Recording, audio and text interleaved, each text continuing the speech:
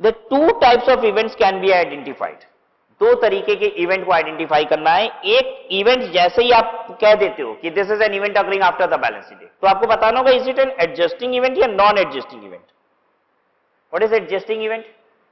Contingency existing on balance sheet date आपको बताया था, उसी को कहा जाता है एडजस्टिंग इवेंट। हम लिख दें यहां पे contingency existing on balance sheet date. What is non-adjusting event? Contingency does not exist on balance sheet date.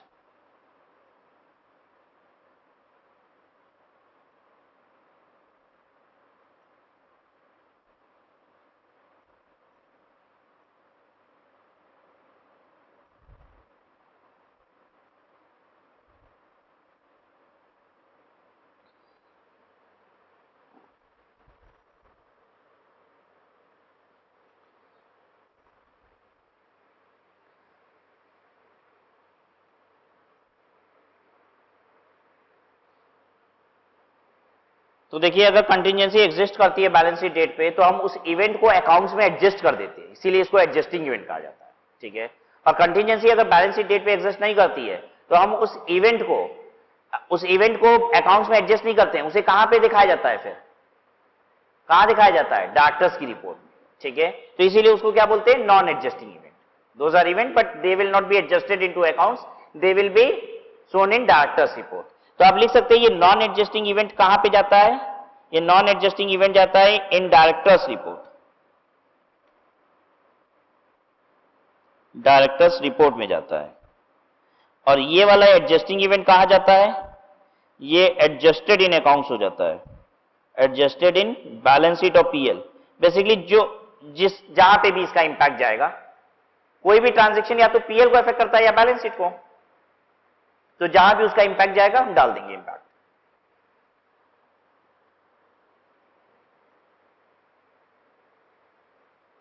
कोई तकलीफ किसी को?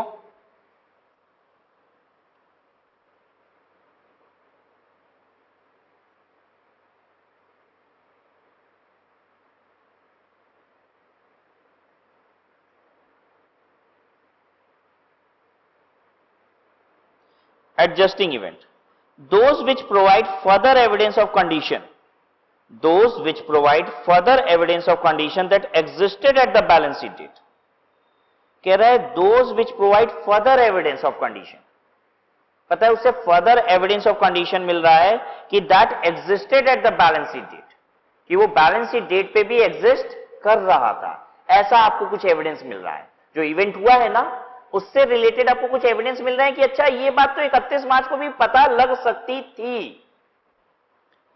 For example a trade receivable declared insolvent, trade receivable मतलब डेटर, कोई इंसॉल्वेंट हो चुका था, ठीक है। एक ट्रेड रिसीवेबल है जो इंसॉल्वेंट हो चुका था and estate unable to pay the full amount, and estate का मतलब होता है property, and its property is unable to pay the full amount against whom provision for doubtful डेब्ट वाज क्रिएटेड। हमने 31 मार्च को उसके रिस्पेक्ट में क्या बनाया था? प्रोविजन फॉर डाउटफुल डेब्ट, ठीक है। कह रहा है कि अरे प्रोविजन फॉर डाउटफुल डेब्ट आपने जिसके रिस्पेक्ट में बनाया था वो तो पहले ही इंसॉल्वेंट हो चुका था। जब वो पहले ही इंसॉल्वेंट हो चुका था तो ऐसे केस में ये बात आपको पहले भी पता चल सकती थी। काम करो अकाउंट्स को एडजस्ट कर दो, ये बात पहले भी पता चल सकती थी, अकाउंट्स को एडजस्ट कर दो। क्या मतलब है इसका? देखिए इससे पहले ये बात हम आपको अच्छे से समझाएं, उससे पहले जरूरी है कि आप ये बात समझते हो कि नहीं। प्रोविजन फॉर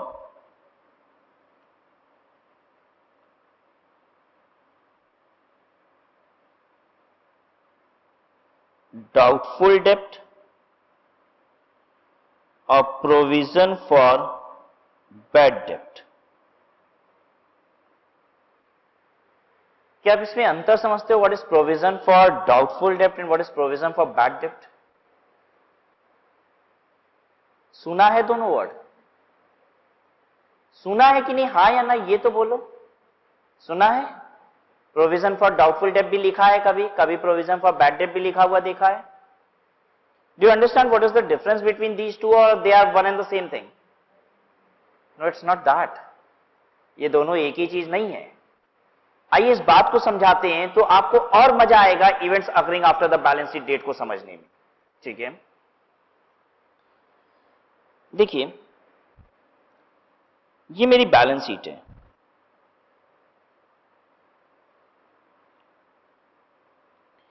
इसमें डेटर है 5 लाख रुपए का। ठीक है, 31 मार्च को पता है हमें क्या लग रहा था, 1 लाख रुपए मेरे डूब जाएंगे। 31 मार्च को क्या लग रहा था, 1 लाख रुपए मेरे डूब जाएंगे। तो हम इसमें से लेस करते हैं प्रोविजन फॉर डाउटफुल डेब्ट।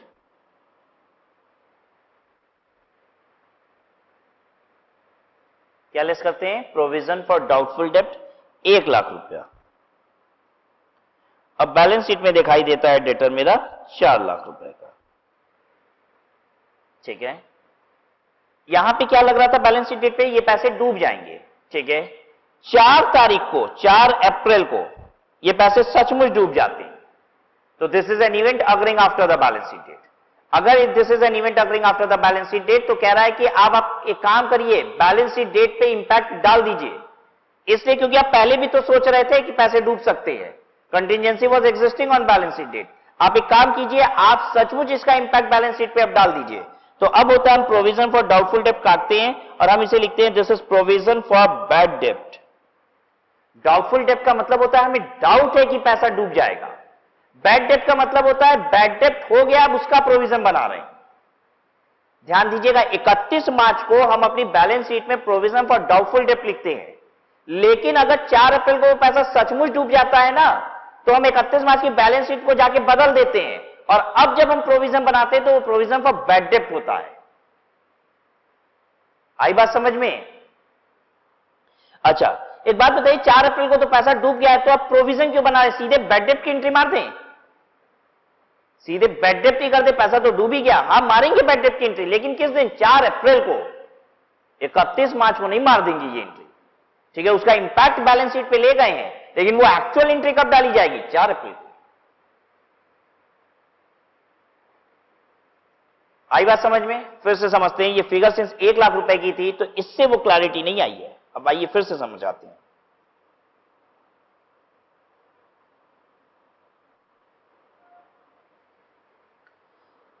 आपने 31 मार्च को बैलेंस शीट बनाई जिसमें डेटर लिखा 5 लाख रुपए का और आपको डाउट था कि 1 लाख रुपए मेरे डूब जाएंगे, तो आप क्या लिखते हैं 31 मार्च को? प्रोविजन फॉर डाउटफुल डेब्ट। 4 अप्रैल को आपका 2.5 लाख रुपए डूब गया। 4 लाख रुपए में 4 तारीख को आपका 2.5 लाख रुपए डूब गया, ये फैक्ट है। This is an event occurring after the balance sheet date. ठीक है, क्या इससे रिलेटेड आपको सपने आ रहे थे? आ तो रहे थे, सही अमाउंट नहीं आया था। सही अमाउंट नहीं आया था इसीलिए तो प्रोविजन लिखते हैं। सपने हमेशा सही अमाउंट के नहीं आ सकते हैं, आए थे ना। ठीक है, आप ये नहीं कहना कि 2.5 लाख के सपने नहीं आए थे, सपने आए थे।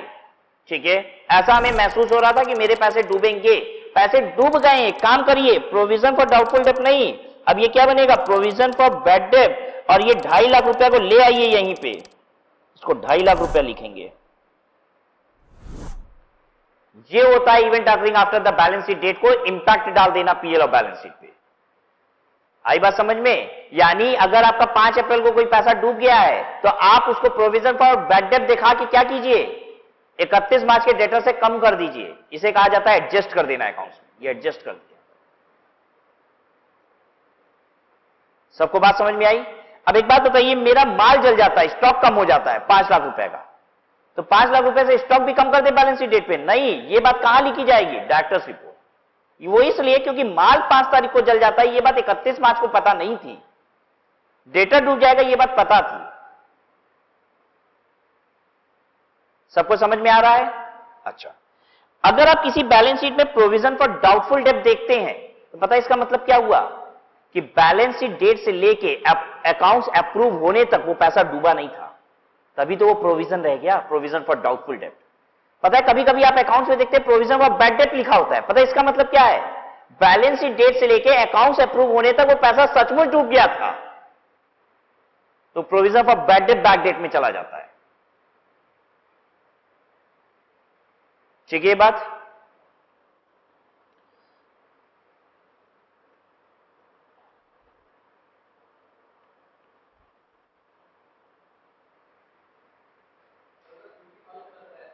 हाँ हाँ बोलते हैं। अगली बात सुनिए, मान लीजिए प्रोविजन आपने 1 लाख रुपए बनाया था, अब पैसे कितने डूबे आपके? 50,000 रुपए डूबे। Is it an event occurring after the balance sheet date? Yes, this is an event occurring after the balance sheet date. Provision उड़ाइए और 50,000 रुपए का बैड डेट चार्ज कर दीजिए। ठीक है, वो तो गलत बना हुआ है। ठीक है, अभी अकाउंट्स अप्रूव थोड़ी ना हुए हैं, तो अकाउंट सही कर लीजिए अगर स्कोप है तो। ठीक है, 5 लाख रुपए का डेटा था, 4.5 लाख रुपए आ गए, तो अब कोई लॉजिक थोड़ी ना है कि प्रोविजन पर 1 लाख रुपए का रहना चाहिए। आप प्रोविजन फॉर बैड डेट बनाइए, अब प्रोविजन फॉर डाउटफुल डेट नहीं, प्रोविजन फॉर बैड डेट। कितने रुपए का? 50,000 रुपए का। सबको बात क्लियर हुई कि नहीं? आइए देखिए, अब आपको थोड़ा और अच्छे से समझ में आएगा यहां क्या बात लिखता है। कहते हैं for example trade receivable declared insolvent. एक डेटर आपका इंसॉल्वेंट हो गया था and state unable to pay the full amount, और उसका स्टेट पूरा अमाउंट दे नहीं पाता है। Against whom provision for doubtful date was created, जिसके अगेंस्ट में प्रोविजन फॉर डाउटफुल डेट आपने बनाया था। कह रहा है उसकी एडजस्टमेंट कर दो। मतलब क्या कर दो? जितना पैसा डूबा है उसका प्रोविजन फॉर बैड डेट बना दो, ये कह रहा है। कह रहा है अकाउंट्स में एडजस्ट कर दो उसको। ठीक है, doubtful debt is a contingency, ऐसे समझिए। Doubtful debt is a contingency, bad debt is an event. Bad debt is an event, whereas doubtful debt is an contingency. चलिए, अब अपने आप को इंप्रूव कर लीजिएगा, आप कहीं भी कुछ भी मत लिख दीजिएगा। अब आप प्रोविजन फॉर डाउटफुल डेट और प्रोविजन फॉर बैड डेट, इन दोनों के अंतर को ध्यान में रखिएगा और अकॉर्डिंगली यूज कीजिएगा। नॉन एडजस्टिंग इवेंट्स क्या होता है? Those which are indicative of condition that arose subsequent to the balance sheet date. क्या कह रहा है? Those which are indicative of condition that arose subsequent to the balance sheet date. पता है जो इवेंट हुआ है उसका कंडीशन, मतलब उसकी सिचुएशन कब उत्पन्न हुई थी, वो भी बैलेंस शीट डेट के बाद ही हुई थी। कह रहे जो इवेंट हुआ है उसका कंडीशन सिचुएशन भी बैलेंस शीट डेट के बाद ही हुआ था। ठीक है, अगर कंडीशन और सिचुएशन बैलेंस शीट डेट के पहले हुआ था तो उसे क्या बोलते हैं? Adjusting event. Non adjusting event मतलब इवेंट भी बाद में हुआ है, उसकी कंडीशन और सिचुएशन भी बाद ही में अराइज हुई है।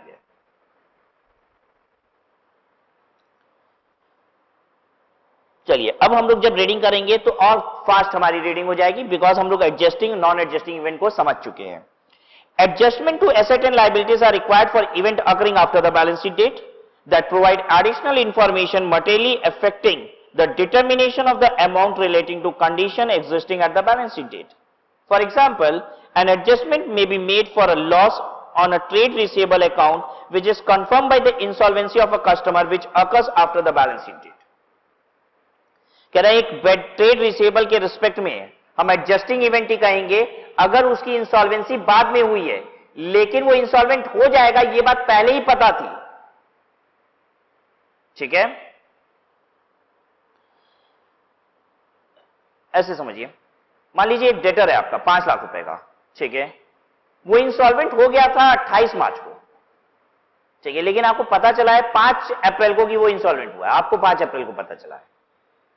तो condition existing on balance sheet date है कि नहीं है? बाद में वो पैसा डूब जाता है फिर, तो condition existing on balance sheet date बोलेंगे। हाँ, वो हुआ तो पहले था, अब आपको नहीं पता चला तो हम क्या करें? ठीक है, हम तो ये कहते हैं सपना आना चाहिए था कि नहीं आना चाहिए था, आपको पता लगना चाहिए था। हम ये नहीं कहते सपना आया कि नहीं आया, कहते आना चाहिए था कि नहीं आना चाहिए था। 31 मार्च को आना चाहिए था कि ये पैसा डूब सकता है, आपको पता होना चाहिए था कि आपका डेटर इंसॉल्वेंट हुआ है। ठीक है, non adjusting events. Adjustment to asset and liabilities are not appropriate for event occurring after the balance sheet date if such event do not relate to condition existing at the balance sheet date. Example is the decline in market value of investment between the balance sheet date and the date on which financial statements are approved। अब कह रहा है balance sheet date और account approval के दिनों में बीच में investment की वैल्यू बहुत गिर जाती है। तो क्या 31 मार्च को इसका सपना आना चाहिए था कि जो मेरी इन्वेस्टमेंट है उसकी वैल्यू गिर जाएगी? नहीं। क्या करना होगा वैसे केस में? It's a non adjusting event. What has to be done now? Directors report में लिख देंगे कि इन्वेस्टमेंट जो आपको 50 करोड़ रुपए का दिख रहा है वो सिर्फ और सिर्फ कितने का है? 26 करोड़ रुपए का है। डायरेक्टर ऐसा लिख देंगे। क्या ये बात डायरेक्टर बताते अगर AS4 ना बोलता उनको बताने को? तो कभी ना बताते। लेकिन अगर इन्वेस्टमेंट की वैल्यू 50 करोड़ की जगह 100 करोड़ हो जाती, बताते? सब जरूर बताते, चिल्ला चिल्ला के बताते, यही सब तो बताते हैं वो लोग। ठीक है, अच्छा वैल्यू बढ़ जाएगी तो बता सकते हैं कि नहीं, हाँ या ना? हाँ, AS4 कोई भी चीज की रिस्ट्रिक्शन थोड़ी ना लगा रहा है, तुमको जितने बढ़कौती अपनी करनी है, ऐसे बोलो, जितनी अपनी बढ़कौती करनी है, बढ़कौती मतलब बड़ी बड़ी बात, बड़ाई अपनी, ठीक है, जितनी करनी है कर लो, उसकी मनाही नहीं है, लेकिन कुछ कमजोरियां बतानी पड़ेंगी। AS4 ये कहता है कुछ कमजोरियां बतानी पड़ेंगी।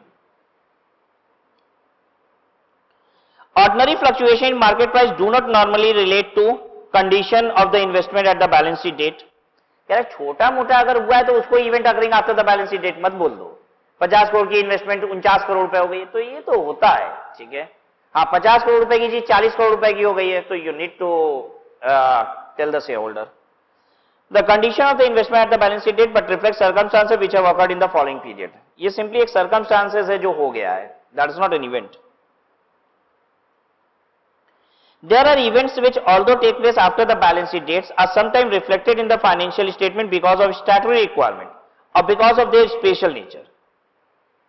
For example, if dividend are declared after the balance sheet date, इस बात को most important mark कर लीजिए, this is an amendment which has been brought to dividend by Companies Act, या for से लेके जो बात हम लोग पढ़ रहे हैं।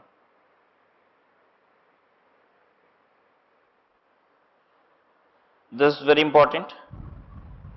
For example, if dividend are declared after the balance sheet date, but before the financial statement are approved for issue, the dividend are not recognized as a liability at the balance sheet date because no obligation exists at that time unless a statute requires otherwise. Such dividend are disclosed in the notes. Thus, no liability for proposed dividend needs to be recognized for financial statement for the year ended 16-17 and subsequent year. कब से ये amendment आया है? Propose dividend 16-17 financial year और उसके बाद के years में नहीं दिखाना है। हम आपको अभी और समझाते हैं, हालांकि अब मतलब नहीं है कि पहले क्या होता था, लेकिन फिर भी जान लेते हैं थोड़ा सा इस बात को समझने के लिए। आपने पहले वर्ड सुना होगा प्रपोज डिविडेंड, सुन रखा है कि नहीं ये वर्ड? अब ऐसी कोई चीज नहीं होती, there is nothing called propose dividend. अब प्रपोज डिविडेंड नाम की चीज नहीं होती। कब से नहीं होती? फाइनेंशियल ईयर 16-17, फाइनेंशियल ईयर 16-17 और उसके बाद के जितने भी अकाउंट्स बन रहे हैं उसमें प्रपोज डिविडेंड नहीं होता। Such proposed dividend are to be disclosed in the notes as per Companies Accounting Standard Amendment Rules 2016। ये प्रपोज्ड डिविडेंड पहले कहां दिखाई देता था? बैलेंस शीट में। अब ये प्रपोज्ड डिविडेंड नाम की कोई भी चीज बैलेंस शीट में नहीं होती। प्रपोज्ड डिविडेंड होता है, लेकिन वो कहां होता है? Notes to account. आइए समझाते हैं इस बात को।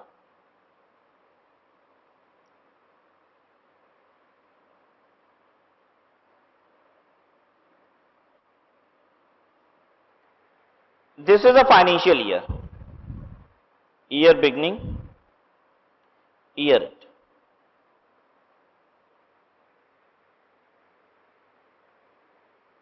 पता है कंपनी डिविडेंड देती कैसे है? क्या तरीका होता है डिविडेंड देने का? क्या क्या एक्टिविटी उससे रिलेटेड की जाती है कंपनी में? पहले तो कंपनी का एक फाइनेंशियल ईयर ओवर होता है। ये एक फाइनेंशियल ईयर है जो ओवर होगा, तो इसकी प्रॉफिट पता चलेगी कहां पे? यहां पे। इसकी प्रॉफिट हमें कहां पता चलेगी? यहां पे पता चलेगी। और जब हमको यहां पे इसकी प्रॉफिट पता चलेगी तभी तो हम इसका डिविडेंड दे पाएंगे। तो अब आगे क्या होता है? जैसे ही हमको यहां पे प्रॉफिट पता चलता है तो बोर्ड ऑफ डायरेक्टर्स की एक मीटिंग होती है इमीडिएट प्रॉफिट पता होने के बाद। मान लीजिए ईयर एंड के बाद यहां पे कहीं होगी, और इस मीटिंग में अब क्या डिसाइड किया जाएगा? इस मीटिंग में डिसाइड किया जाएगा कि कितना डिविडेंड शेयर होल्डर को दिया जाए। तो इसे कहा जाता है डिविडेंड प्रपोज्ड। इसी को कहा जाता है डिविडेंड प्रपोज्ड। याद रखेंगे डिविडेंड प्रपोज्ड क्या होता है? जैसे ही फाइनेंशियल ईयर खत्म होता है, प्रॉफिट पता चलती है, तो बोर्ड ऑफ डायरेक्टर्स की एक मीटिंग होती है। ये बीओडी की मीटिंग है, बोर्ड ऑफ डायरेक्टर्स की एक मीटिंग होती है। वो लोग मिलकर डिसाइड करते हैं कितना डिविडेंड दे दिया जाए इस बार, और जो डिविडेंड डिसाइड करते हैं उसी को बोला जाता है प्रपोज्ड डिविडेंड। ठीक है ये बात? AS4 ये कहता है कि is it an event occurring after the balance sheet date. हाँ, बेसिकली मान लीजिए अकाउंट तो यहां पे जाके अप्रूव हुआ है,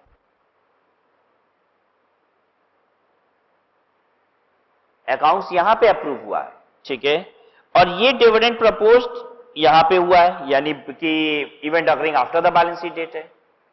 बट क्या इसकी कंडीशन और सिचुएशन एग्जिस्ट कर रही थी बैलेंस शीट डेट पे? यहां पे कहता है नहीं, कहता है ये लायबिलिटी यहां पे अराइज होती ही नहीं है, क्योंकि डिविडेंड जब यहां पे प्रपोज होता है तो यहां पे जाके एजीएम में ये डिविडेंड फाइनलाइज होता है, और जब फाइनलाइज होता है ये डिविडेंड यहां पे, तब उसके बाद उसे पे किया जाता है, यानी लायबिलिटी अभी इसकी बहुत बाद में आती है, यहां पे आती है। तो एस ये कहता है कि ये डिविडेंड प्रपोज यहां पे जो है, इसको यहां पे दिखाने की आवश्यकता बिल्कुल भी नहीं है, ठीक है।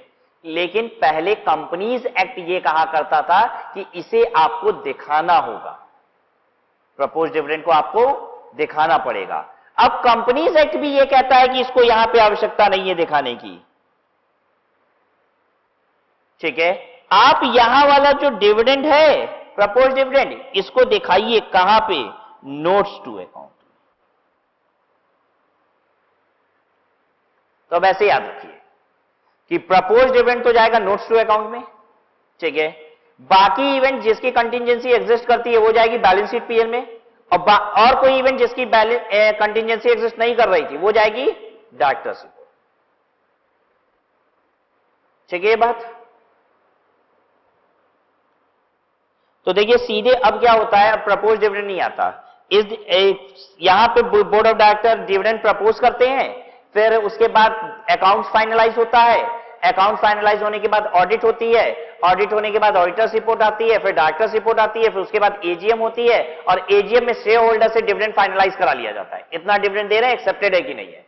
शेयर होल्डर रिजोल्यूशन पास करते हैं, डिविडेंड फाइनलाइज हो जाता है, और इस दिन अकाउंट्स में डिविडेंड पेबल दिखा दिया जाता है सीधे। आज की तारीख में अकाउंट्स में सीधे डिविडेंड पेबल आता है। पहले क्या होता था पता है? डिविडेंड प्रपोज जो यहां पे होता था वो खटाक से हम इस वाले बैलेंस शीट में इंसर्ट कर देते थे उसको, अब वही डिविडेंड प्रपोज यहां पे आके डिविडेंड पेबल बनता था। अब डिविडेंड प्रपोज बनता ही नहीं है, सीधे पेबल बनेगा एजीएम में जाके, ठीक है ये बात। अब सीधे पेबल बनता है, डिविडेंड पेबल बनता है, वो भी कब? एजीएम में जाके। और ये डिविडेंड पेबल कौन सा होता है? लास्ट ईयर के प्रॉफिट वाला। और डिविडेंड प्रपोज हम दिखाते हैं, जरूर दिखाते हैं, लेकिन वो कहां पे दिखाते हैं? वो दिखा देते हैं हम नोट्स टू अकाउंट में। कोई तकलीफ किसी को यहां तक?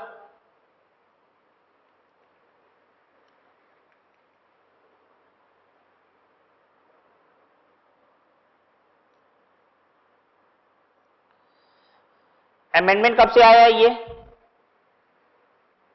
प्रपोज डिविडेंड ना दिखाने वाला? 16-17 से, ठीक है। तो financial year 16-17 and onwards propose dividend has to be shown in notes to account, and सीधे डिविडेंड पेबल आएगा, एजीएम में आएगा, राइट। चलिए आगे देखिए। Events occurring after the balance sheet date may indicate that the enterprise ceases to be a going concern, a deterioration in operating result and financial position, or unusual changes affecting the existence or substratum of the enterprise after the balance sheet date, that is destruction of a major production plant by a fire after the balance sheet date, may indicate a need to consider whether it is proper to use the fundamental accounting assumption of going concern in the preparation of financial statement. क्या बोलना चाह रहा है? कह रहा है एक event होता है बैलेंस शीट डेट के बाद। इवेंट कब हुआ है? बैलेंस शीट डेट के बाद। जिसका कंडीशन बैलेंस शीट डेट पे एग्जिस्ट कर रहा था कि नहीं कर रहा था, कह रहा है सोचना ही नहीं है। अगर वो इवेंट ऐसा हो गया है कि गोइंग कंसर्न ही अब नहीं रहेगी हमारी एंटिटी,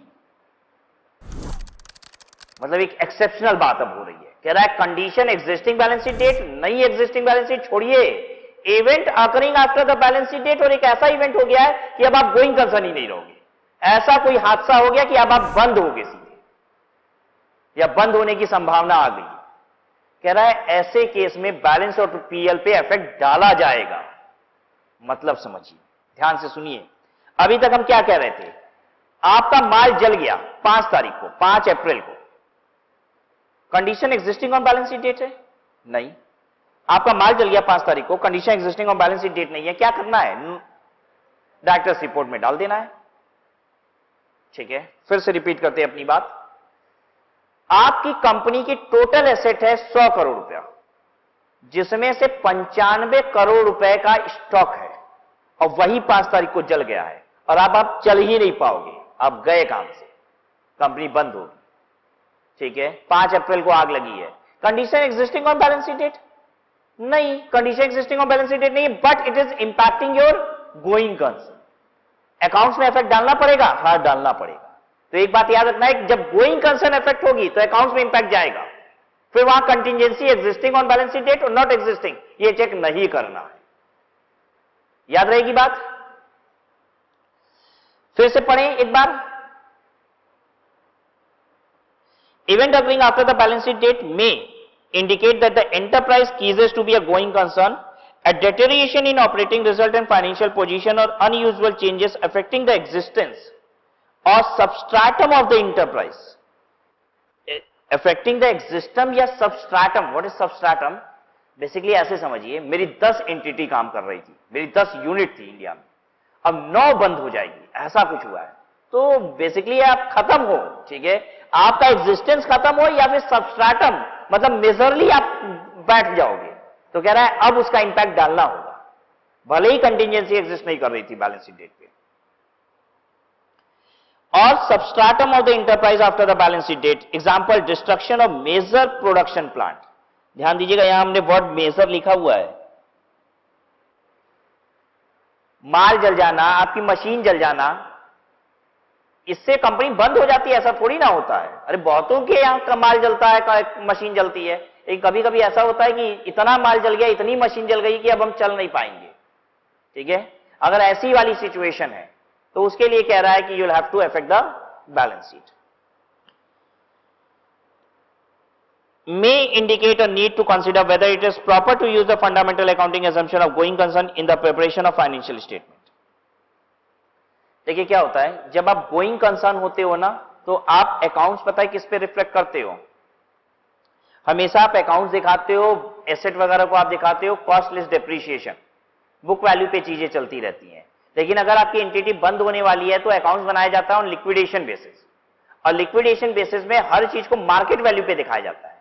अगर हम कंपनी बंद हो रही है ना मेरी कंपनी, तो मेरा अकाउंट्स कौन से बेसिस पे बनेगा? बुक वैल्यू पे नहीं बनेगा, मार्केट वैल्यू पे बैलेंस शीट बनती है, ताकि औकात दिखाई दे। अब ये कंपनी बंद हो रही है, कितना पैसा आएगा, अब लोग ये जानने में इंटरेस्टेड है। अब हमारा क्रेडिटर ये जानने में इंटरेस्ट है कि मशीन बिकेगी तो कितना पैसा आएगा, इस पे इंटरेस्टेड है। उसको बुक वैल्यू कॉस्टलेस डेप्रिसिएशन से मतलब नहीं है।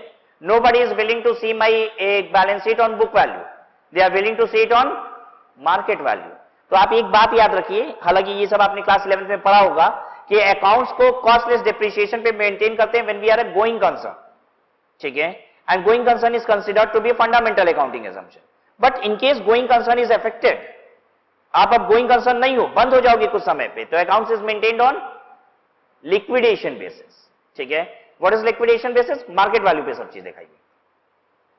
तो कह रहा है कि अगर आपकी कंपनी बंद होने वाली है, बाद में कुछ ऐसा हुआ है, ठीक है, तो भी आप अकाउंट लिक्विडेशन बेसिस पे बना दो। अब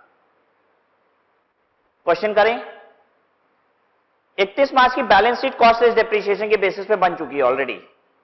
ठीक है, अकाउंट्स अप्रूव नहीं हुआ है, 4 अप्रैल को आग लग जाती है और मेजर प्लांट मशीनरी सब कुछ जल जाता है मेरा। चांसेस है कि कंपनी बंद हो सकती है।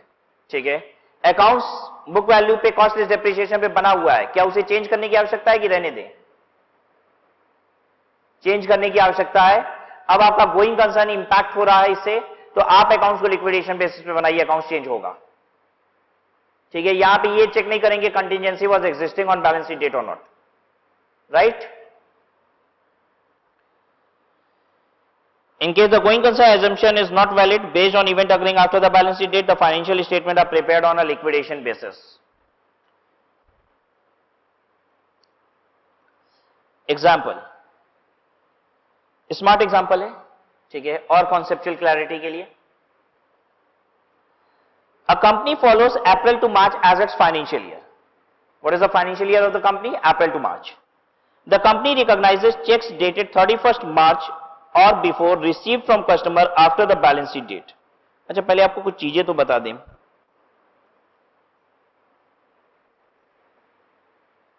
बैलेंस शीट है ये मेरी, ठीक है. 31 मार्च को मेरे पास कैश इन हैंड होता है, चेक इन हैंड होता है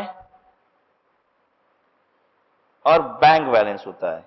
क्या आप तीनों का मतलब समझते हैं कि नहीं?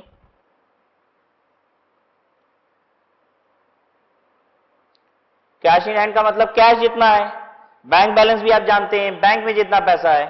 और ये चेक इन हैंड क्या होता है? जो चेक कस्टमर से हम रिसीव किए हैं, बैंक में नहीं लगाए हैं, तो उसको हम चेक इन हैंड की एंट्री मारते हैं. ठीक है, ये एक एंट्री बस 31 मार्च वाले चेक के लिए मारी जाती है. फिर से बता देते हैं, अगर आप 25 मार्च को कोई चेक लिए रहोगे तो आप cheque in hand debit to customer नहीं एंट्री करते हो. पता क्या एंट्री करते हो? बैंक डेबिट टू कस्टमर, क्योंकि वो चेक क्लियर हो जाएगी. लेकिन 31 मार्च को कोई चेक अगर लिए हो तो 31 मार्च को क्लियरिंग नहीं होगी उसकी, तो हम बैंक डेबिट टू कस्टमर नहीं करते हैं. क्या करते हैं? Cheque in hand to customer.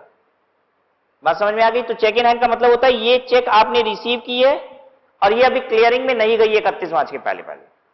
जैसे 30 तारीख को अभी आपने चेक ली और मान लीजिए वो क्लियरिंग में नहीं जाएगी अभी, तो उसको भी चेक इन हैंड की एंट्री करेंगे. तो आखिरी दिनों में एंट्री की जाती है ये, जिसकी क्लियरिंग 31 मार्च के पहले नहीं जानी है. राइट? तो बैलेंस शीट में मेरी ये तीन चीज होती है. राइट? अब देखिए यहां पे क्या एग्जांपल लिया है हमने. Company recognises cheques. Recognises cheques का मतलब क्या बोलना चाह रहे हैं? वो जो चेक इन हैंड होता है ना, वो बोल रहे हैं. डेटेड 31 मार्च और बिफोर. चेक पे डेट कौन सी डली है? 31 मार्च या उससे पहले की. उससे पहले के मतलब 28 तारीख, 29 तारीख, 30 तारीख. ठीक है, 29, 30, 31 मार्च की डेट की चेक है. Receive from customer after the balance sheet date. Cheque पे डेट है 31 मार्च की, ध्यान से सुनिएगा. चेक पे डेट है 29 तारीख, 30 तारीख, 31 मार्च की. मिला है 1 अप्रैल, 2 अप्रैल, 3 अप्रैल, इन तारीख. मतलब चेक है मार्च वाली, मिल रही है अप्रैल के बिगनिंग में. चेक पे डेट डली हुई है मार्च की. तो अब क्या पूछ रहे हैं हम आपसे? Receive from customer after the balance sheet date but before approval of financial statement by debiting. लेकिन अप्रूवल के पहले पहले मिला है चेक. ठीक है, by debiting cheque in hand account and crediting debtor account. तो आप इसकी एंट्री मार रहे हो cheque in hand account debit to creditor account. आपने ये एंट्री मारा है. चेक कब मिली थी? बोलिए 1 अप्रैल को. चेक पे डेट क्या पड़ी थी? 31 मार्च. और जब आपको 1 अप्रैल को मिल रही है चेक, तो आप 31 मार्च के दिन ही, मतलब पिछले अकाउंट्स में ही आप एंट्री मार दे रहे हो. Cheque in hand entry 31 March. Cheque in hand की एंट्री वैसे भी 1 अप्रैल को नहीं मार सकते आप. चेक इन हैंड हमेशा आखिरी दिनों में एंट्री मारी जाती है. तो कह रहा है एंट्री आप मारे हो cheque in hand to debtor. किस दिन? 31 मार्च को. मिला है चेक कब? 1 अप्रैल को. Cheque in hand is shown in the balance sheet as an item of cash and cash equivalent. All checks in hand are presented to the bank in the month of April and are also realized in the same month in normal course after deposit in the bank. कह रहा है सारी cheque bank में कब लगी? अप्रैल में लगी और क्लियर भी हो गई समय पे. मतलब जो भी समय लगता है उतने में क्लियर हो गई. अब आपसे पूछा है is it an event occurring after the balance sheet date?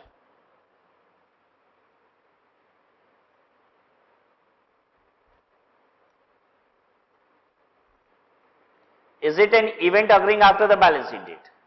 Yes, it's an event occurring after the balance sheet date. Debtor का पैसा आ रहा है, it's an event occurring after the balance sheet date.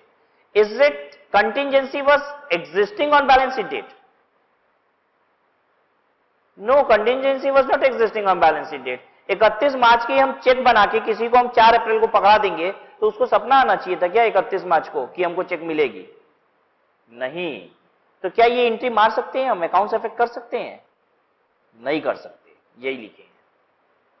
देखिए, even if the check bear the date of 31st March or before the check received after 31st March do not represent any condition existing on 31st March.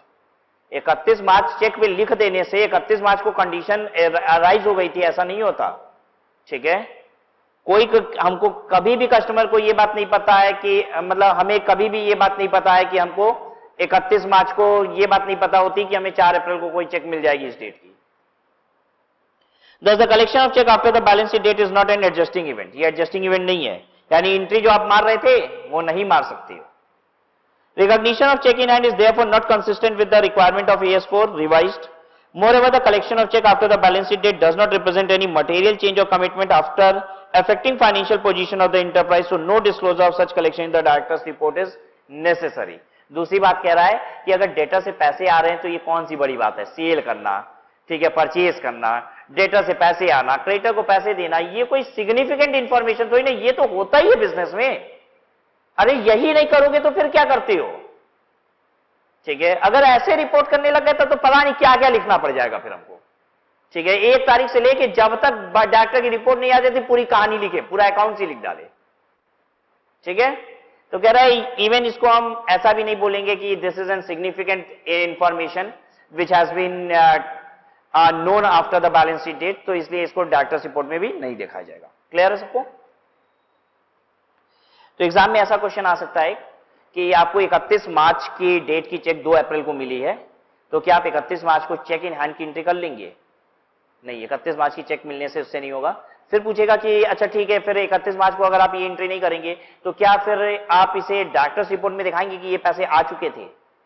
नहीं, इसे भी दिखाने की आवश्यकता नहीं है, ठीक है। ये तो नॉर्मल कोर्स में होता ही है, पैसे तो आते ही हैं डेटर के, ठीक है।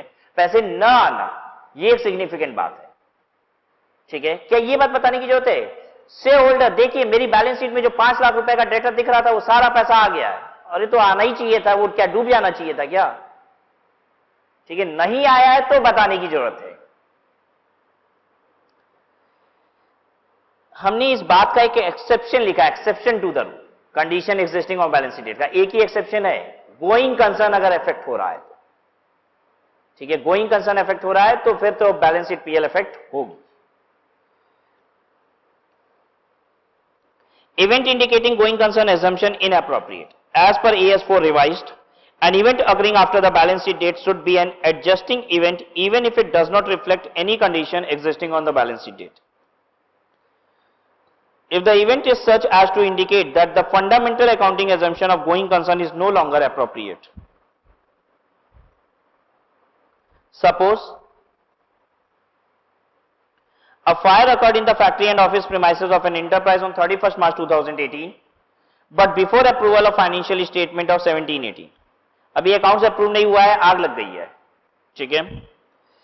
The loss on is of such a magnitude that it is not reasonable to expect the enterprise to start the operation again. कह रहा है ये लॉस ऐसा है कि एंटरप्राइज वापस से शुरू नहीं हो पाएगी। That is, the going concern assumption is not valid. Since the fire occurred on 31 March 2017, after 31 March 2018,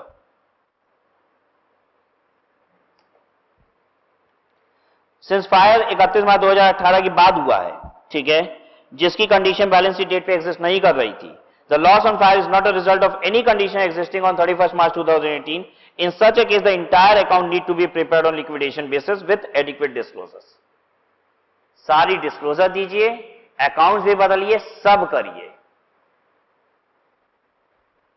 अच्छा, कोई चीज हम अकाउंट्स बदल देते हैं, साथ में डिस्क्लोजर भी देना चाहते हैं डायरेक्टर्स रिपोर्ट में, दे सकते हैं। अकाउंट्स बदल दिए फिर भी डिस्क्लोज भी कर दे रहे हैं डायरेक्टर्स रिपोर्ट, कर सकते हैं। अरे डायरेक्टर अपनी रिपोर्ट में अगर हर बात लिखेंगे तो ये तो अच्छी बात होती है, ठीक है। जो बात नहीं भी लिखनी है तुम वो भी लिख लो ना, ठीक है। जैसे कभी एग्जाम में ये क्वेश्चन आ जाए कि डायरेक्टर ने अपनी रिपोर्ट में ये बात लिखी है, तो आप उसमें मत ऑब्जेक्शन कर दीजिएगा, लिखे ना, जो मर्जी आए वो लिख ले। कभी पूछे ये लिखना है कि नहीं, तो आप ये बताइए हाँ ये लिखना पड़ेगा, ठीक है। कुछ नहीं लिखा है तो ऑब्जेक्शन है, कुछ लिखा है उसका ऑब्जेक्शन नहीं हो सकता। Event occurring after the balance sheet date, एक समरी हो गई। अब ये एक समरी है, this chart is a summary. Event occurring after the balance sheet date में आपको यह देखना है, evidence of such condition been existed at the balance sheet date. क्या बैलेंस शीट डेट पे उसका एविडेंस था? What is evidence? क्या कुछ ऐसी कंडीशन सिचुएशन थी वहां पे जिससे हमको पता चल सकता था, ठीक है। जैसे आप डेट पे जा रहे हो, ठीक है, डेट पे जाने से पहले आपने 4 बार उसे फोन किया था, ठीक है, और फोन पे भी आपने 4 बार ऐसे मैसेजेस किए थे, उसे प्रपोज करने की कोशिश की थी एसएमएस के जरिए, व्हाट्सएप के जरिए, लेकिन कभी भी आपको पॉजिटिव रिप्लाई नहीं मिला था, ठीक है, तो पता है इसका मतलब क्या है? कंडीशन वाज नॉट एग्जिस्टिंग, ठीक है, when at the time of WhatsApp. तो evidence of such condition been existed at balance sheet date, क्या एविडेंस एग्जिस्ट कर रहा था? दूसरी सिचुएशन है कि no evidence of such condition has been existed at the balance sheet date. अगर condition exist करती है तो उसे हम बोलते हैं एडजस्टिंग इवेंट, और अगर एडजस्टिंग इवेंट होता है तो एडजस्टमेंट कर देते हैं कहां पे? एसेट एंड लायबिलिटीज में। तो adjustment in asset and liabilities का मतलब ये होता है कि फाइनेंशियल स्टेटमेंट में डिस्क्लोजर हो गया, ठीक है, बैलेंस शीट पीएल को ही फाइनेंशियल स्टेटमेंट बोलते हैं ना, तो the item has been disclosed in PL balance sheet. अगर एविडेंस एग्जिस्ट नहीं कर रहा था बैलेंस शीट डेट पे तो this is a non adjusting event. Non adjusting event में एसेट लायबिलिटी को एडजस्ट नहीं करते हैं, क्या डालते हैं ये एडजस्टमेंट? क्या करते हैं इसका? Directors report, disclosure in the report of approving authorities required. तो ये कंप्लीट समरी हो गई। अब बात ये आ रही है कि डिस्क्लोजर करोगे, क्या चीज का डिस्क्लोजर करना होता है? आइए दिखाएं, ये डिस्क्लोज करना है। डायरेक्टर अपनी रिपोर्ट में लिखेंगे, क्या लिखेंगे, कैसे लिखेंगे इस बात को? Disclosure of event occurring after the balance sheet date requires the following information should be provided. Nature of event, क्या हुआ है ये बताओ। एस्टिमेट ऑफ फाइनेंशियल इफेक्ट, कितने रुपए का इफेक्ट आया है वो भी बताओ। जैसे माल जल गया, कैसे लिखना होगा हमें? Stock lost by fire, approx rupees इतना, अमाउंट भी बताना, estimate of the financial effect, ठीक है। जैसे आप बताएंगे stock lost by fire rupees 20 lakh, ठीक है, recovered from insurance company rupees 15 lakh and therefore incurred loss of rupees 5 lakh. पूरा फाइनेंशियल इफेक्ट जो है उसका सब बताइए, ठीक है। जैसे 20 लाख का माल जला और इंश्योरेंस क्लेम नहीं मिला तो आप बोलेंगे 20 लाख रुपए का माल जला and this is the loss on account of fire, ठीक है। इंश्योरेंस क्लेम मिला तो सारी बात बताइए, इंश्योरेंस क्लेम इतने का मिला, घाटा इतना ही कंपनी के ऊपर आया, पूरी बात। और statement that such estimate can not be made, आपको घाटा हुआ है लेकिन जिस दिन बोर्ड ऑफ डायरेक्टर अपनी रिपोर्ट बना रहे अभी घाटा स्पेसिफाई नहीं कर पा रहे कितने रुपए का हुआ है, क्योंकि उसकी कैलकुलेशन अभी नहीं हो पाई है। तो आप ये भी लिख दीजिए कि उसकी कैलकुलेशन एस्टिमेट अभी नहीं हो सकी है। तो क्या क्या लिखना होता है डायरेक्टर रिपोर्ट में? क्या हुआ है और कितने रुपए का नुकसान हुआ है। और अगर आप रुपए नहीं बता पा रहे तो ये बात भी लिखिए, बस क्या हुआ है उतना लिख के छोड़िए नहीं, ये बात लिखिए कि कितने रुपए का नुकसान हुआ है, इसका एस्टिमेट अभी नहीं लगाया जा सकता है। सबको बात समझ में आ गई? This the disclosure which is required in directors report. चलिए अब हम क्वेश्चन पढ़ रहे हैं, आंसर आप बिल्कुल नहीं देखेंगे, हम लोग डिस्कस करते हैं, ठीक है। आंसर इसके सभी के प्रोवाइडेड है, ठीक है, सो दैट कि आपको क्लास में मेरे साथ लिखना ना पड़े, उसकी मेहनत ना करनी पड़े, तो आंसर सारे टाइप्ड हैं, ठीक है। आंसर लिखने का स्टैंडर्ड तरीका आपको मिल जाएगा। पहले हम लोग कंक्लूड करते हैं, हम लोग को क्या क्या कंक्लूड करना है। पहले तो हम लोग डिसाइड करेंगे event occurring after the balance sheet date है कि नहीं है। अगर है तो फिर दूसरी बात contingency existing on balance sheet date है कि नहीं, ठीक है। और फिर ये डिसाइड करने के बाद आप बताएंगे कि कंटिंजेंसी एग्जिस्टिंग है तो कहेंगे कि बैलेंस शीट पीएल में इफेक्ट डाल देंगे, और नहीं तो बोलेंगे डायरेक्टर्स रिपोर्ट में डालेंगे, ठीक है। तो कंक्लूड करना है, लेकिन स्टेप बाय पूरा कंक्लूड कीजिएगा, सीधे आंसर पे मत आइएगा। क्वेश्चन आपसे यही जानना चाहेगा क्या करना है, तो आंसर दो ही होते हैं, क्या करना है, क्या क्या आंसर होते हैं। एक होता है पीएल बैलेंस शीट इंपैक्ट करेगा, दूसरा आंसर क्या होता है डायरेक्टर्स रिपोर्ट में जाएगा, ठीक है। लेकिन आप पूरा सीरियटम से आइएगा, ठीक है। इन एक्स कंपनी लिमिटेड, और ध्यान दीजिए किसी दूसरे के आंसर से प्रभावित नहीं होइएगा। जैसे हम कोई आंसर दे रहे हैं, हमारे हिसाब से हम कह रहे हैं कि नहीं ऐसा होना चाहिए, आपको लग रहा है नहीं सर हमारे हिसाब से तो कंटिंजेंसी एग्जिस्ट कर रही है, हमें तो लग रहा है ये बात सोची जानी चाहिए थी, तो आप बोलिएगा, आप अपनी बात दबाइएगा नहीं, ठीक है। आप अपनी बात बोलेंगे तभी तो आपको पता चलेगा कि आप गलत क्यों सोचे, ठीक है। तो हम लोग पूरी मेहनत करेंगे क्वेश्चन पे, खुद से सोचेंगे और अपने जजमेंट लेने की कोशिश करेंगे। और सच मानिए अगर आप ये जजमेंट ले लिए क्लास में तो आपसे कोई भी क्वेश्चन गलत नहीं होगा। हर तरीके की बात हमने इंकॉर्पोरेट करने की कोशिश की है इन क्वेश्चंस में, ठीक है। सब अपने आप में एक डिफरेंट वैरायटी है question.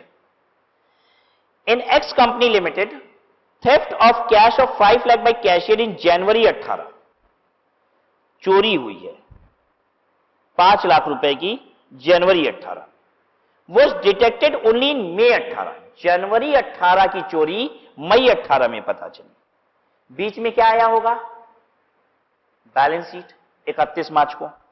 The accounts of the company were not yet approve by the BOD of the company, अभी अकाउंट्स नहीं अप्रूव हुआ है। अगर अकाउंट्स अप्रूव नहीं हुआ है तो कुछ भी हुआ है तो वो event occurring after the balance sheet date है। ठीक है। Whether the theft of cash has to be adjusted in the accounts of the company for the year ended 31 मार्च 2018, डिसाइड। जो कैश की चोरी हुई थी 5 लाख रुपए की, क्या वो कैश बैलेंस कम कर दें हम या फिर डायरेक्टर की रिपोर्ट में दिखा दें? 31 मार्च में कैश बैलेंस को इफेक्ट कराएं कि ना कराएं? चोरी तो जनवरी में हुई थी, लेकिन चोरी उस समय पता नहीं चली थी। चोरी पता कब चली है? मई 18 में। ठीक है। बेसिकली आप ऐसे समझिए, बड़ी कंपनियों में क्या होता है, अब जिनके यहां रेगुलर कैश काउंट नहीं होता ना, बुक्स ऑफ अकाउंट में कैश दिख रहा है कितना, 18,29,500 रुपया। ठीक है। कोई कैश गिन नहीं रहा है। वो था कितना पता है? 18,29,500 नहीं था, 13,29,500 था। ठीक है। ये बात कब पता चली? जनवरी से ही कम चल रहा था कैश। पता कब चला? जाके मई में पता चला। ये हुआ है। ठीक है। तो 31 मार्च को भी जो बुक्स में बैलेंस चल रहा था वो 5 लाख बढ़ा हुआ था। एक्चुअल में कैश कम ही पड़ा होगा 31 मार्च को, लेकिन ये बात 31 मार्च को पता नहीं थी कि एक्चुअल में कैश कम है। चोरी जनवरी में ही हो रखी थी। क्या करना चाहिए? बोलिए, आप ही को अकाउंटिंग करनी है इस कंपनी की। अब आपको क्या करना है? 5 लाख रुपया कैश कम करोगे या डायरेक्टर की रिपोर्ट में कहोगे दिखा देते हैं? कम कर दें, एडजस्ट करा दें? क्यों? सबसे पहले event occurring after the balance sheet date है। Yes. Is contingency existing on balance sheet date? Yes. Is it an adjusting event? Yes. तो क्या करिए? बैलेंस शीट एडजस्ट कर दीजिए। Yes, your answer is correct. Answer होगा इसका adjust करना है।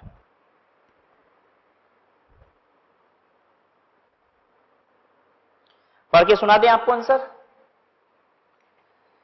As per AS4 revised, contingencies and events occurring after the balance sheet date and event occurring after the balance sheet date may require adjustment to the reported values of asset, liabilities, expenses or income if such event relate to condition, या comma होना चाहिए, if such event relate to condition existing at balance sheet date। हम क्या बोल रहे हैं कि asset, liability, expenses, income, whatever कुछ भी है, एसेट लाइबिलिटी बैलेंस शीट में होता है, एक्सपेंसेस इनकम पीएल में होता है। कह रहा है कुछ भी अगर इफेक्ट हो रहा है, ठीक है, तो उस पे इफेक्ट डालेंगे अगर वो इवेंट बैलेंस शीट डेट पे कंडीशन एग्जिस्ट करा रहा था। If a fraud of the accounting period is detected after the balance sheet date but before approval of financial statement, it is necessary to recognise the loss amounting to 5 lakh and adjust the accounts. तो ये loss को recognise करना पड़ेगा और accounts को adjust करना पड़ेगा। ठीक है। एंट्री हो जाएगी loss on theft to cash. ठीक है। तो लॉस ऑन थेफ्ट पीएल में चला जाएगा और कैश से टू कैश किए हैं तो बैलेंस शीट में कैश कम हो जाएगा, इंपैक्ट डाल देंगे। यही तरीका होता है, राइट।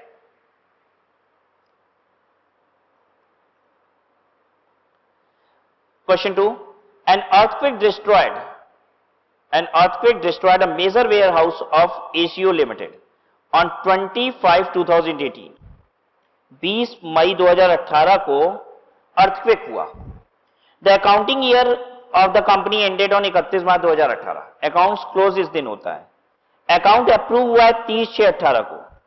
अकाउंट क्लोज और अकाउंट अप्रूव के बीच में ही देखिए अर्थक्वेक हुआ है, दिख रहा है ना, क्लियर है ना। अकाउंट ये इस दिन अर्थक्वेक हुआ है।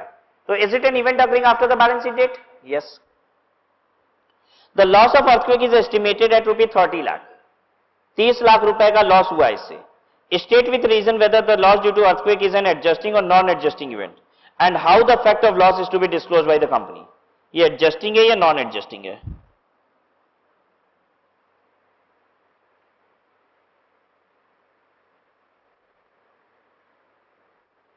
जो दिल में आए बोल दो और पक्का सही होगा। अर्थक्वेक हुआ है, ठीक है, कब? 20/5/18 को। बस यही सोचना है, क्या 20/5/18 की अर्थक्वेक के बारे में 31 मार्च को सोचा जाना चाहिए था कि नहीं? बोलिए। बिल्कुल नहीं। 31 मार्च को सपना आएगा अर्थक्वेक आ जाएगा आपको 20/5 को? बिल्कुल नहीं। ठीक है। तो ध्यान दीजिएगा, ऐसे केस में हम क्या बोलेंगे? इसे नॉन एडजस्टिंग इवेंट है ये। लेकिन पता है इस क्वेश्चन में एक वर्ड लिख दिया था जो थोड़ा सा कंफ्यूज कर रहा है, मेजर वेयर हाउस। ठीक है, तो मेजर वेयर हाउस से कंपनी बंद हो जाएगी, ये पता तो नहीं चला, बताना चाहिए इसको। तो हम एक लाइन और लिख सकते हैं अपनी स्वेच्छा से मन करे तो। हम लिख सकते हैं कि अगर इतना ज्यादा डैमेज हो गया उस अर्थक्वेक से कि कंपनी रिवाइव ही नहीं कर पाएगी और कंपनी का गोइंग कंसर्न इंपैक्ट हो रहा है, इफेक्ट हो रहा है गोइंग कंसर्न, तो ऐसे में अकाउंट्स लिक्विडेशन बेसिस पे बनाया जाएगा, अकाउंट्स पे इफेक्ट जाएगा। तो यहां पे हमने ऐसे ही आंसर भी किया है, हमने 2 पैराग्राफ लिखा है, एक ये दूसरा ये। ठीक है, और पहले वाले पैराग्राफ में हमने लिख दिया साफ साफ कि this is a non adjusting event, क्योंकि कंडीशन एग्जिस्ट नहीं कर रही थी बैलेंस शीट डेट पे। ठीक है, फिर हमने ये भी लिख दिया कि देखिए एक लॉस कितना हुआ है इसे पता नहीं चल रहा है, लेकिन उसने एक वर्ड मेजर यूज कर दिया, लेकिन उसको बताना चाहिए कि इससे कंपनी चलेगी कि नहीं आगे। तो हमने कहा कि मान लो अगर कंपनी अब आगे नहीं चल पाएंगी, गोइंग कंसर्न इफेक्ट हो रहा है, तो ऐसे में हम अकाउंट्स पे इफेक्ट डालेंगे, एडजस्टिंग इवेंट हो जाएगा ये, राइट।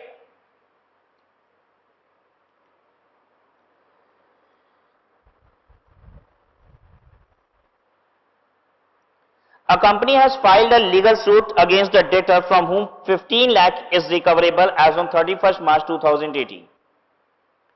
15 लाख रुपए एक डेटर से आने हैं, उसके लिए केस किया हुआ है कंपनी ने 31 मार्च 2018 के पहले।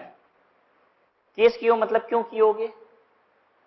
नहीं दे रहा होगा इसीलिए तो किए होंगे। ठीक है, the chances of recovery by way of legal suit are not good as per legal opinion by the counsel in April 18। अब उसका वकील अप्रैल 18 में कह रहा है देखो पैसे नहीं आएंगे, केस मार्च के पहले का है, 15 लाख रुपए के लिए केस किया गया है डेटर पे। अप्रैल में उसका एडवोकेट कह रहा है कि देखो तुम केस जीतोगे नहीं, चांसेस कम है।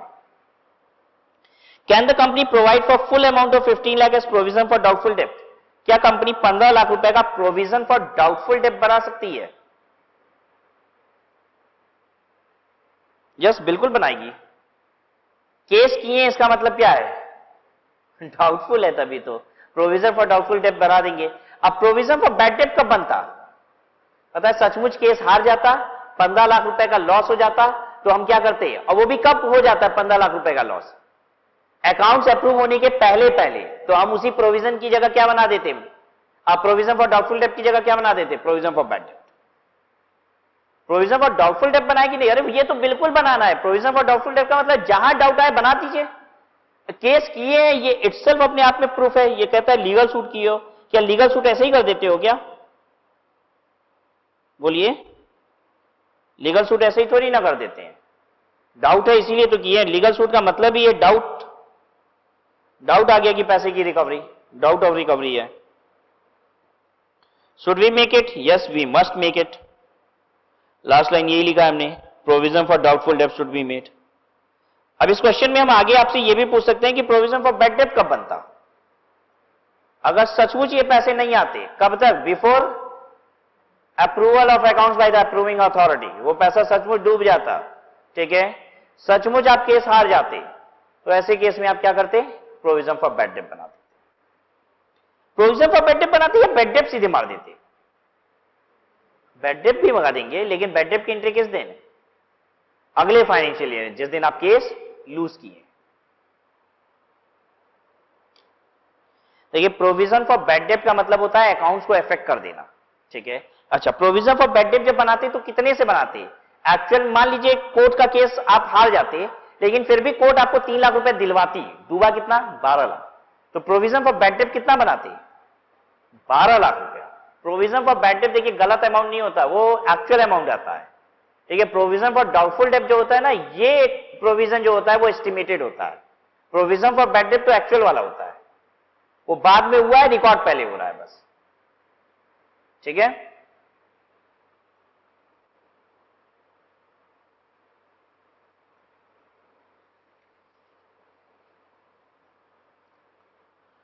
In preparing the financial statement of R Limited for the year ended 31st March 2018, you came across the following information.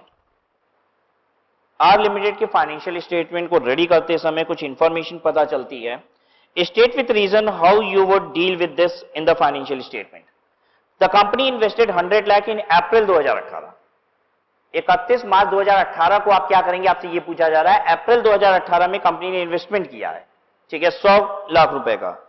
Before approval of financial statement by the board of directors, अभी board of directors ने accounts approve नहीं कर रखा है, उसके पहले ही investment हुई है। In the acquisition of another company doing similar business, the negotiation for which has started during the year.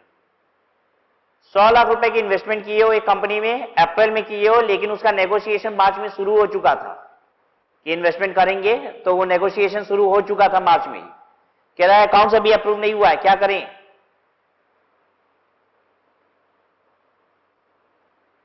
Is it an event occurring after the balance sheet date? हाँ, 100 लाख रुपए की इन्वेस्टमेंट करना कहीं पे, ये event occurring after the balance sheet है, हर दिन नहीं करते रहते हैं। ठीक है, क्या चीजों को हम सिग्निफिकेंट इवेंट नहीं बोलते हैं? सेल, परचेस, डेटर से पैसा आना, क्रेडिटर को देना, ये सब सिग्निफिकेंट इवेंट नहीं है, तो हर दिन होता है। जो हर दिन नहीं होता है ना, वो सिग्निफिकेंट इवेंट होता है। ठीक है, हमने 100 लाख रुपए का इन्वेस्ट किया है, ये एक सिग्निफिकेंट इवेंट है। बैलेंस शीट डेट के बाद हुआ है, तो event occurring after the balance sheet date है। क्या करें अब इसका? एडजस्टिंग इवेंट है, नॉन एडजस्टिंग इवेंट है? नॉन एडजस्टिंग इवेंट है। हम कहीं भी पैसा लगाने के बारे में अगर सोच रहे हैं, तो इसका मतलब ये नहीं होता हम पैसे लगा देंगे। कंडीशन एग्जिस्ट नहीं कर रही थी कि हम पैसे लगा ही देंगे। ठीक है, अब ये नहीं कि आप इन्वेस्टमेंट ही दिखा दोगे 31 मार्च को बैठ के। देखिए, कॉमन सेंस से भी हम सोचेंगे ना, तो आप सोच लेंगे। जैसे हम क्वेश्चन आपसे ये पूछते, ये बताओ 5 अप्रैल को कहीं इन्वेस्ट कर दिए, क्या वो इन्वेस्टमेंट हम 31 मार्च को ही दिखा दें? बस ऐसे पूछ रहे हैं।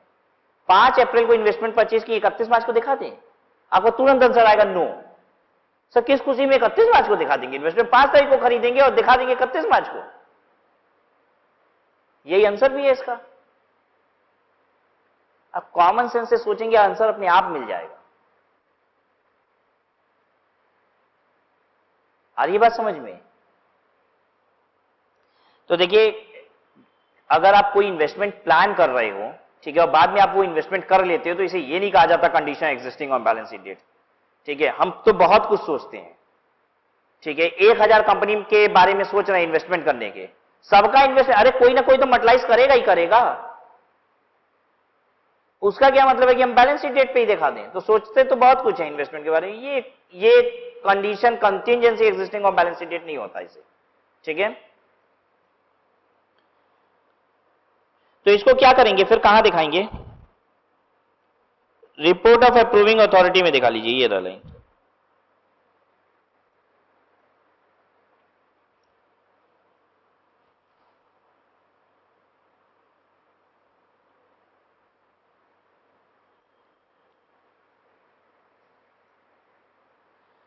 ए limited company close its accounting in on 30/6/2018।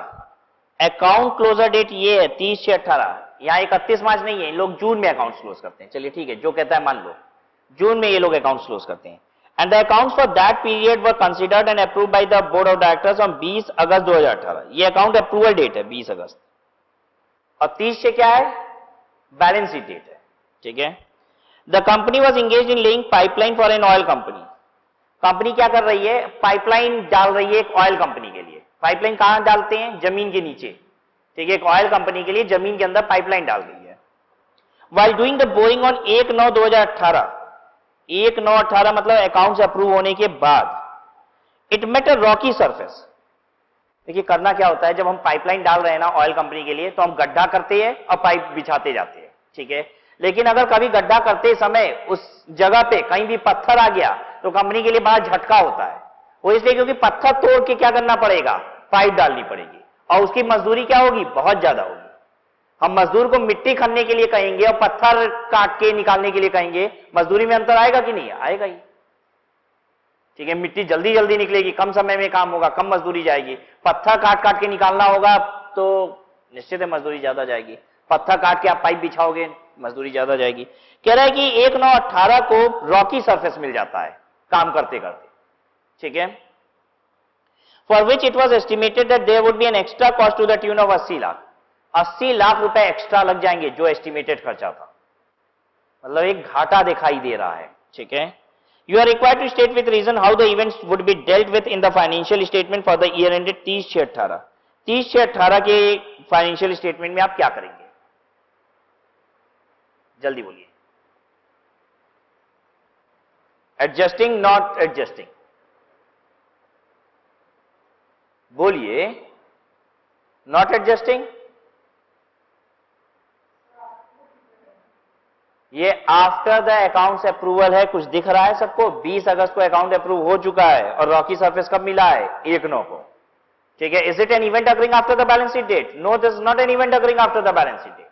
क्या करने की आवश्यकता है? कुछ भी नहीं। लेकिन डायरेक्टर अपनी रिपोर्ट में दिखाना चाहे तो उसकी मर्जी, दिखाना चाहे तो दिखा लो भाई, ठीक है। एएस 4 की कोई रिक्वायरमेंट नहीं है। तो आप यहां ये बताएंगे कि this is not an event occurring after the balance sheet date, therefore no adjustment to accounts and no disclosure in board of directors report is required. Whereas in case the directors wishes to do so, director may report it in its BOD report, ठीक है। करना चाहे तो कर सकता है। तो हमने यहां लिखा है, देखिए may be mentioned, यहां वर्ड देखिए कैसे यूज किया हमने, may be mentioned in the report of approving authority, ठीक है। It's not an event occurring after the balance sheet date, ये है ही नहीं। यहां पे लिखिए, लिखा हुआ है not an event occurring after the balance sheet date.